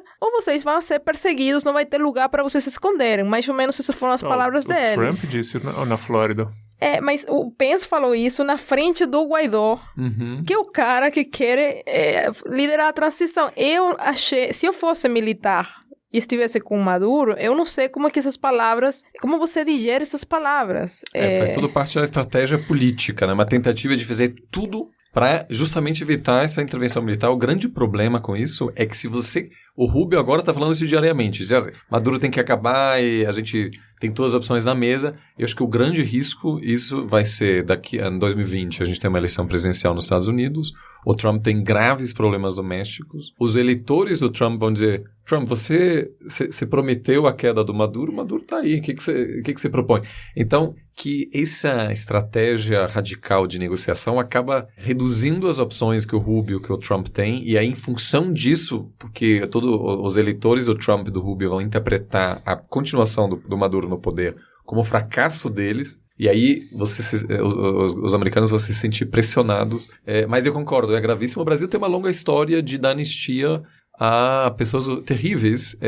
Uma pessoa que recentemente entrou nas notícias é o ex-ditador paraguaio Stroessner, que faleceu em Brasília em 2006, ou seja, uma pessoa que inclusive o Paraguai pediu a extradição, a Suprema Corte Paraguaia pediu ao Brasil, o Brasil ignorou esse pedido, parcialmente em função justamente de manter a paz no país, no Paraguai, dizendo, olha, a gente cuida disso, então o Brasil teria como receber centenas de generais, o próprio Maduro, viver até o resto da vida deles em Brasília ou em qualquer lugar, uma praia brasileira, para assim viabilizar a transição na Venezuela e evitar a radicalização. Patrícia Campos Mello colocou num texto dela a frase do sociólogo Juan Gabriel Tocatlan, que ele chama essa situação da Venezuela como um impasse daninho. O que isso quer dizer? Que nenhuma das partes pode triunfar, mas tampouco aceita ceder. Então é neste cenário que, enquanto eles ficam nesse impasse daninho, a população vai cada vez mais definhando. Gente, é muito dramático. Eu sei que a Paula falou que não gosta desse número, mas fala muito comigo. 11 quilos depois de anos de sofrimento, em média, na população toda. Tipo, isso fala de um sofrimento atroz, sabe? Para as pessoas nesta situação, quanto mais esse impasse se prolonga, pior. Então, realmente, de quando a gente falou há 2 anos atrás, foi um programa muito sofrido, muito triste. Hoje a gente está fazendo um programa muito mais técnico, muito mais teórico, muito mais de política e de direito. Pensar que a situação se deteriorou ainda mais, eu acho que eu fico com o que a Paula falou. Quando se pensava que era impossível ir além, né? Chegamos no limite, né? A gente está cavando o fundo do poço há muito tempo, há 2 anos cavando o fundo do poço, né? Então, sempre pode ser pior. Eu acho que a gente tem várias situações no mundo e você, Oliver, trouxe vários exemplos de qual é o cenário, como que pode piorar muito. A gente torce para que os políticos tenham realmente mais responsabilidade, porque me parece que essas falas do Pence, como a Paula estava falando, muito fanfarrão, né? É longe de casa, não interfere exatamente na vida dele as coisas que ele está falando. Mas no meio dessa bagunça toda, eu vejo como o Brasil está se colocando e me parece muito coerente de um jeito de tentar não piorar a situação. Talvez a gente não esteja tomando as melhores atitudes para ajudar, mas eu vejo muito essa preocupação de entender o quanto é complexo e quanto a gente não tem respostas milagrosas e a gente não é o super-homem, né? A gente não vai chegar e com uma espada flamejante salvar todos os venezuelanos de um tirano. Não vai acontecer assim, né? A gente tem que parar de ficar assistindo o filme de Marvel e acreditar que isso é a vida, né? Eu acho que talvez é também importante reconhecer que a comunidade internacional tem limitações, né? Ou seja, muitas vezes simplesmente não dá para evitar um conflito. Ou seja, a gente teve ao longo da história sempre terríveis crises. A gente teve um caso na Somália em 93, uma situação desastrosa, crise humanitária, e o presidente americano Bill Clinton enviou tropas americanas para intervir. E foi um desastre. Morreram muitos soldados americanos, a sociedade americana se revoltou contra o presidente, pediu para deixar isso de lado, não esteve disposto a assumir essa responsabilidade, e a Somália continua numa situação muito ruim. Então, de fato, me parece que é preciso também focar em questões paliativas.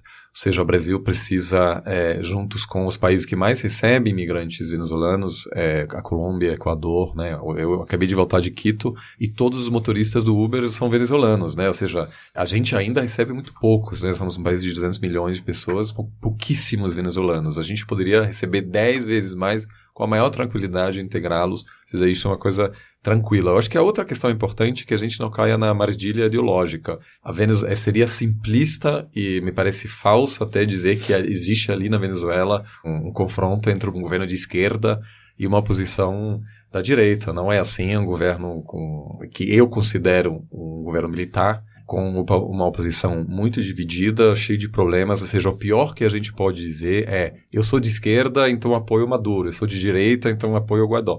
E muitas vezes a gente cai nessa armadilha, a gente começa debatendo, né? Eu acho que o Brasil precisa, nesse caso, pensar como líder regional, o que dá para fazer para resolver essa crise que a gente sente, independentemente de questões ideológicas. Eu achei até engraçado quando, eu acho que um político do PSL descobriu que o Guaidó faz parte de um partido que se autodenomina socialista, ou seja, né, já é engraçado, assim, que essa questão ideológica eu acho que a gente precisa deixar de fora e realmente, como você mesmo diz, ter como objetivo ajudar a população, que eu acho que é uma coisa que vai muito além de questões ideológicas e, nesse sentido, eu acho que precisa ser pensado em termos de ajuda, de desafios de política humanitária, de política geopolítica, em vez de tratar isso como um embate ideológico e importar esse embate para o Brasil. Eu acho importante, também me sinto aqui na presença do Oliver, que é um cara que eu entrevisto o tempo todo, e da Paula, que eu sempre estou olhando o que ela tem a dizer, porque ela conhece muito bem o contexto e tal. Então eu me sinto muito confortável na posição do homem comum, vamos dizer assim, diante de um fenômeno complexo. E talvez a oportunidade de dizer para pessoas, assim, eu acho que a análise desse assunto, ela não vai muito pelo campo moral. Só a gente normal acha que sim, que é uma questão de bem e mal, de quem está certo e quem está errado.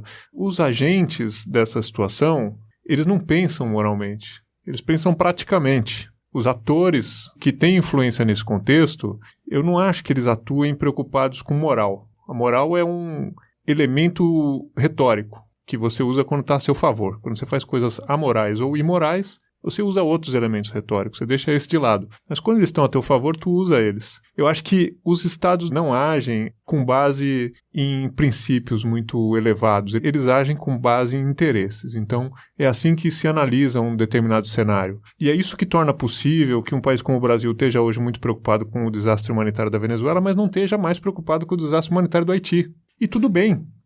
É assim que funciona. Só não funciona assim, talvez, dentro da igreja, onde você tem um imperativo moral que te obriga a se pronunciar sobre tudo que está errado o tempo todo, porque uma coisa é virtude e a outra é pecado. Mas os estados, para o bem ou para o mal, eu diria que mais para o bem do que para o mal, não são igrejas e nem nada assim. Então, os governos são entes que estão circunstancialmente gerindo os interesses políticos e econômicos e que estão perspassados por interesses ideológicos de uma certa fatia de uma sociedade que agem em função disso. Então é uma perda de tempo ficar tentando determinar quem é bom, quem é ruim, quem está certo, quem está errado do ponto de vista moral. Isso é uma bobagem.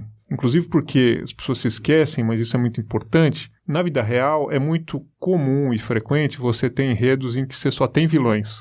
É que a gente vê muita história em que tem gente certa e gente errada. É muito comum você ter histórias em que só tem vilão, do ponto de vista moral. E você tem que entender quais são os objetivos atrás dos quais esses atores estão.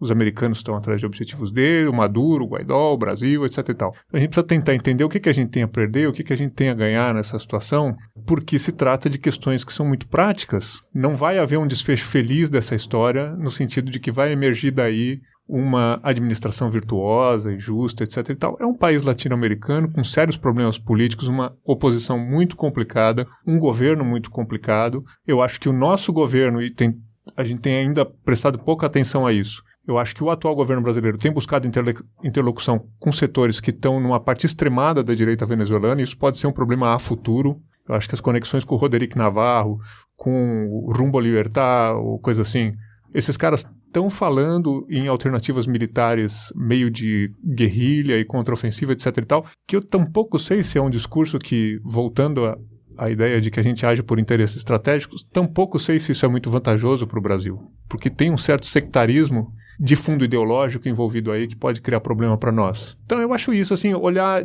não é de maneira desapaixonada, não é de maneira apolítica, não é nada disso, mas tendo em conta que são atores que têm interesses muito claros. E às vezes eu vejo as pessoas brigarem em família, brigarem com amigos e dão a vida, dão a saúde por isso, e se desgastam, etc e tal, como se tratasse de um debate entre virtude e vício. E as únicas pessoas que tomam a coisa por esse lado, se desgastam e sofrem, são essas pessoas normais que estão envolvidas nesse tipo de bate-boca. Os atores não estão preocupados com isso absolutamente. Tanto assim que é possível que o nosso presidente, na mesma semana, critique o Maduro por ele ser um ditador e elogie o Stroessner, que foi um ditador. Então, só fica nessa cortina de fumaça realmente quem está mal informado. Não é um bom negócio. Tomando um pouco o que os dois falaram, eu concordo basicamente com o que os dois falaram. Primeira coisa que não é, eu também acho, não é um tema de esquerda contra a direita e não deve ter sido, não deve ver-se desse jeito, porque é bem mais complexo do que isso na real. E também eu acho muito simplista você falar que são bons contra vilões. Eu acho que é uma situação muito complexa desse todo ponto de vista, que tem muitas pessoas sofrendo e tem um país que está completamente desestruturado, completamente desfigurado, em que as pessoas perderam a perspectiva completamente do que é normal, o lógico, é um novo normal, o que vive a Venezuela ano a ano, e que mesmo num cenário mais feliz de conto de fadas, se você trocasse hoje tudo o governo Maduro, que é o que muitas pessoas acham que é a solução mágica, eu não acho que seja tão simples, mas se você trocasse tudo o governo hoje, o país não vai estar maravilhoso amanhã. É uma situação que vai tomar muito tempo, não só economicamente, mas socialmente, para reestruturar aquele país. Como a comunidade internacional, frase também muito oca, pode interferir, ou pode ajudar, ou pode agir, é muito complexo, assim, pra gente, desse ponto, assim, pra mim, ponto como venezuelana, vendo a situação há muito tempo, às vezes eu fico sem palavras, realmente, porque a gente especulou tanta coisa, fez tanto cálculo e imaginou tanta coisa que não dá mais pra ver um futuro, né, pra ver o mês próximo. E como você falou, um dia a dia em que as pessoas todo dia estão cavando no fundo do poço e não chega nunca. E é difícil você pensar que isso vai se postergar por anos. Você vai ter uma situação há anos de pessoas cavando no fundo do poço. Então, com essa mensagem esperançadora... Mas dentro da história tem um final feliz, a gente tem que saber lidar com isso. E desculpa se eu não quero faltar com empatia, é cruel o que eu vou falar agora, em muitos aspectos, que é olhar a tragédia dos outros e tirar o seu conto para refletir, né? Mas é inevitável que a gente pense nas escolhas que a gente está fazendo no Brasil, em como é que a gente está conduzindo o debate político e as escolhas que a gente está diante de uma série de decisões muito difíceis.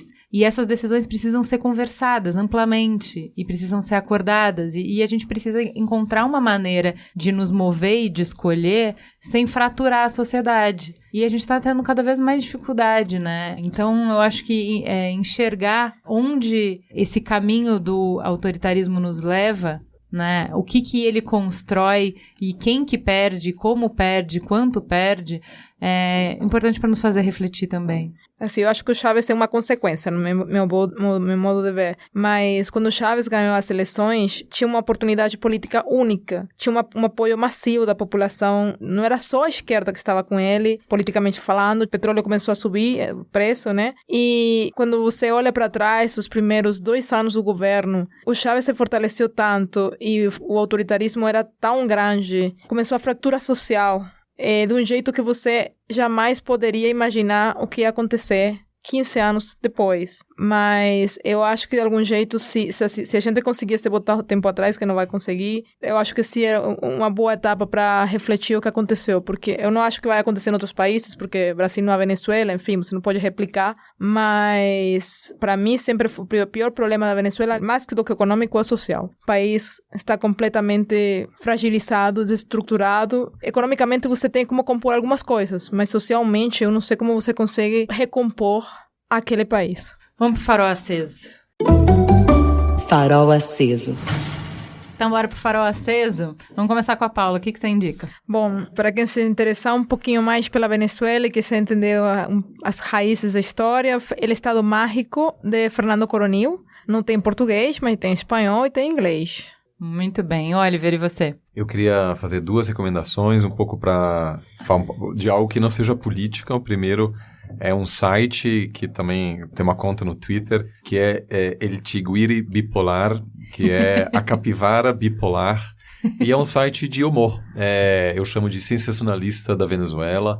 E faz muita brincadeira e eu compartilho isso, amigos da Venezuela mandam para mim. Eu acho que é importante lembrar que, além de toda essa crise, também há momentos em que as pessoas buscam a diversão, eles gostam de rir. Então, eu li uma notícia no outro dia no Tiguiri sobre um bebê que está há 18 meses na barriga da mãe e não quer nascer porque não gosta dos hospitais venezuelanos, né? E o segundo que queria recomendar é uma lista no Spotify que se chama Venezuela Top 100 e são as músicas mais ouvidas hoje em dia na Venezuela. O que tá bombando lá? Bom, é acima de Anitta. tudo... Não, é acima de tudo o reggaeton. A Anitta tá tentando se regionalizar, mas eu confesso que nessa lista ainda não vi nada de Anitta. É acima de tudo reggaeton, bastante música caribenha, mas também são artistas venezuelanos, né? Então, eu acho que só para lembrar que tem essa crise, é uma situação obviamente horrível, mas as pessoas também buscam manter uma certa normalidade. Manter a humanidade, né? Exato. E você, Charlot? Além do Nexo Jornal, eu não perco a oportunidade de recomendar o Victor Hugo, que é um grande escritor. Já teve programa aqui que eu estava lendo alguns livros, outros dele. Eu estou lendo Miseráveis e eu realmente não vejo muita razão para não ler os clássicos, viu? É um tremendo livro. Muito bem, eu vou recomendar um outro clássico, vencedor do Pulitzer, O Sol é para Todos. Ele conta a história de um julgamento numa cidadezinha pequena, então para tratar todos os preconceitos da cidade, todos os princípios de um advogado que nem queria estar naquele caso, mas foi designado para esse caso, como que a cidade pune a família dele por ele se envolver para defender um negro, e tudo isso sob a perspectiva de uma menina de 8 anos. Então é muito sensacional porque ela não entende as coisas, ela não entende por que as pessoas agem como elas agem, porque o pai dela age como ele age, quais são as forças em jogo. É muito sensível o livro, é muito envolvente. Eu li no domingo numa sentada. É um livro curto, então dá para vocês lerem rápido. E ele vai falar um pouco sobre essa desumanização que a gente tem com o diferente e como é que a gente vai desconstruir isso. E o que eu achei mais sensacional, como a gente consegue ter pessoas extraordinárias que se levantam e reconhecem a injustiça independente do status quo. Mesmo que todo mundo fale que aquilo ali tá tudo bem, mesmo que aquilo seja normal, como tem pessoas que conseguem enxergar a maldade e a injustiça pelo que ela é absoluta. É um livro absolutamente espetacular. Eu não consigo compreender como é que alguém, um adulto, pode escrever como uma criança. E é muito legal. Acho que a principal coisa do livro ele consegue ver o mundo como uma criança de 8 anos.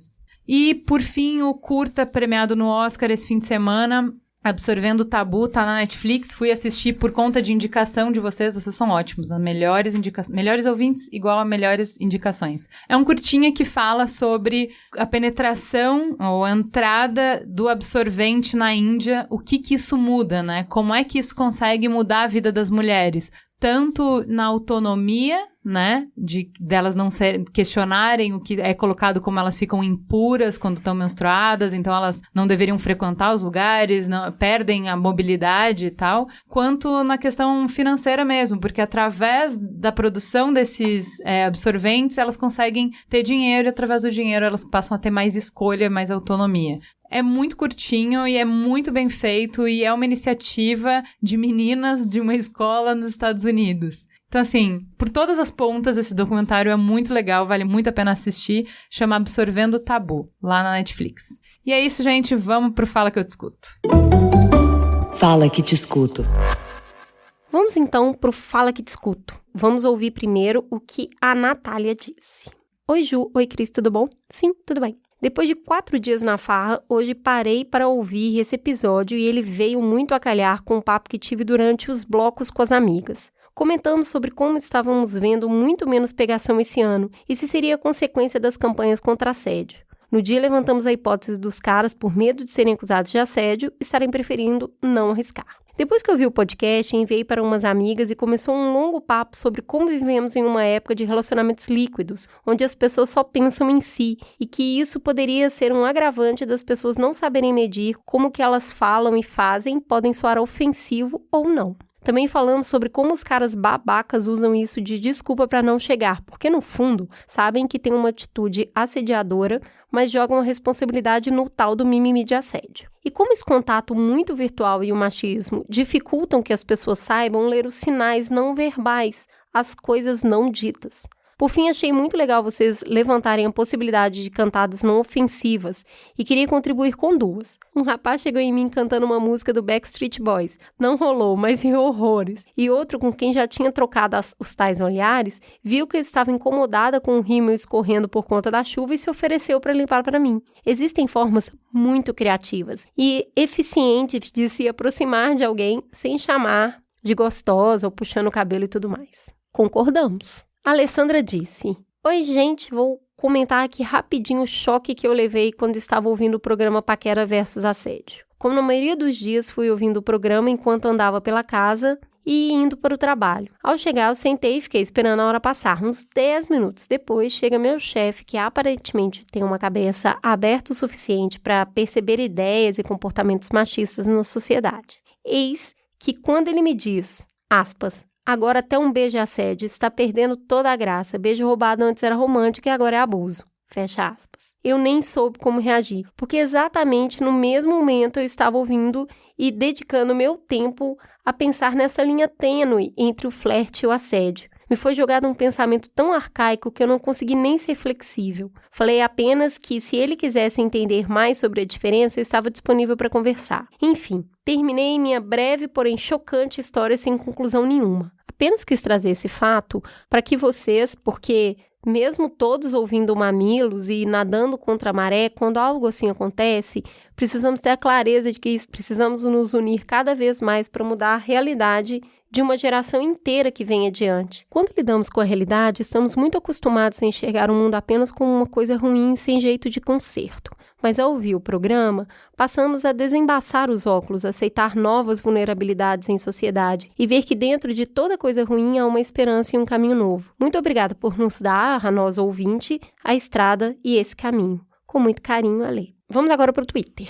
O Ferreira disse, como de costume, curti demais o último Mamilo sobre o limite entre o assédio e a paquera. Sou ouvinte novo, mas a real é que cada episódio tem uma desconstrução absurda sobre as minhas convicções e meus paradigmas. O @CalebFDS disse, como eu queria ter conhecido o Mamilos no ensino médio. Teria me tornado uma pessoa melhor bem antes. Como o episódio 186 teria sido esclarecedor. Espero que mais pessoas possam ser impactadas, influenciadas e transformadas por esse conteúdo maravilhoso. O Vavá disse, o Mamilos jogou a maior real no podcast sobre paquera para os não entendedores. Chegar falando do corpo ou relando é igual querer jogar futebol com as mãos. Não pode. O @Dionísio Silveira disse, o que será dos pedreiros e suas cantadas depois desse episódio do Mamilos? Acabam. Se transformam na real, né? Alguns comentários no Instagram. O Charlot.0 disse, nossa, esse tema é muito complexo. Sempre morro de medo de parecer desrespeitoso com as mulheres e, em contrapartida, já fui até taxado de frouxo em algumas ocasiões. É muito sensacional ouvir esse trabalho, adoro vocês. Tem um comentário muito interessante no Instagram do Neto JRS.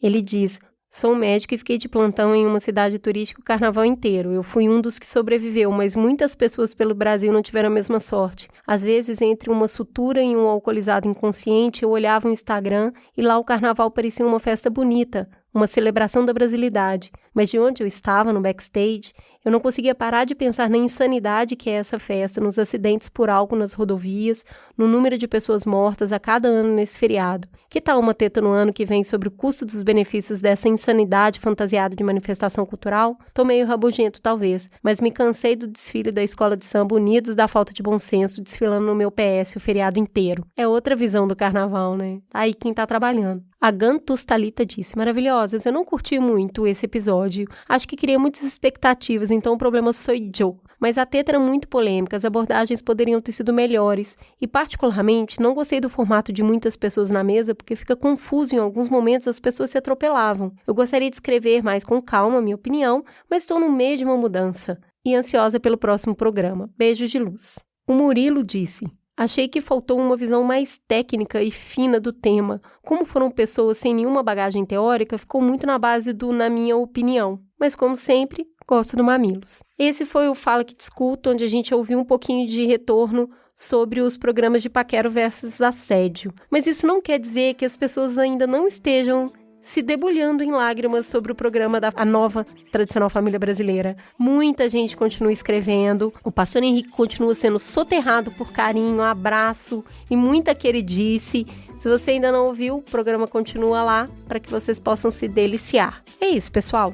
Temos um programa. Fica a gostosa sensação de mais um Mamilos no ar. Até semana que vem.